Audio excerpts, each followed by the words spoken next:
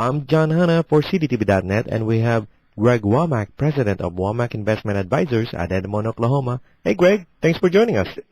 Well, thank you, John. Good to be here. So, Greg, what do you have for us today?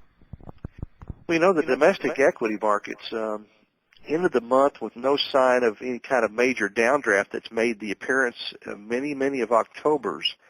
So the market really wasn't spooked this Halloween season. And this past week was basically flat for everything but the NASDAQ. And an auction of the 5-year Treasury inflation-protected notes basically saw the yield actually turn negative, hitting an all-time low of negative 0.55%.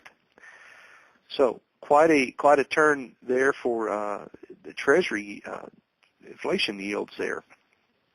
Now what we saw was that the Dow ended, as far as year-to-date, around 6.5%, 10.5% on the NASDAQ, and a little over 6% on the S&P 500.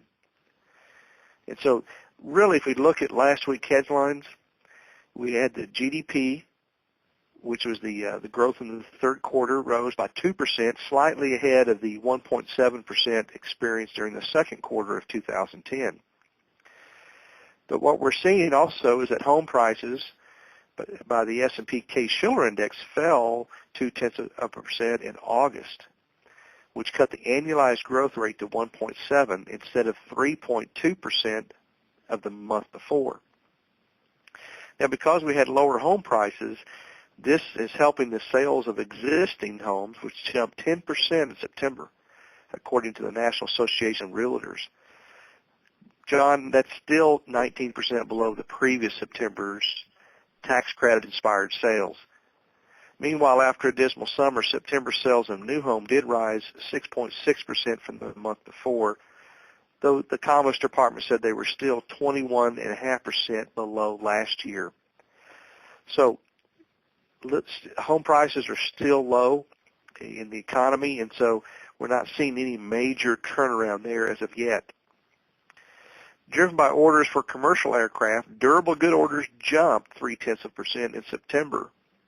However, orders for non-transportation items such as business equipment were down 0.8%. So looking ahead, John, is a big story this week. Big two pivotal decisions this week, or times will be had on Tuesday, which is the big election, midterm election results. That will be known pretty much on Wednesday. Then also we have the Federal Reserve Open Market Committee will be meeting on Wednesday just to see how large the anticipated launch of the quantitative easing number 2 might be. And if all that wasn't enough, monthly unemployment data is due on Friday. So the big question is I think the markets are already kind of factoring in a pretty big change in the House, and as far as turning more to Republican. So we'll see if that holds true. If that does, I think we'll see the markets rally for a bit. But if we don't see the kind of sweep that the markets think there could be, we could possibly see a sell-off. The markets have been stretched for some time, and even though they did get spooked in October, things are going to have to really be strong as far as the elections and also the quantitative easing news that comes out of the Fed committee meeting to see really where this market will end up at the end of the year. That's Greg Womack, President of Womack Investment Advisors at Edmond, Oklahoma, and I'm John Hanna for CDTV.net in New York.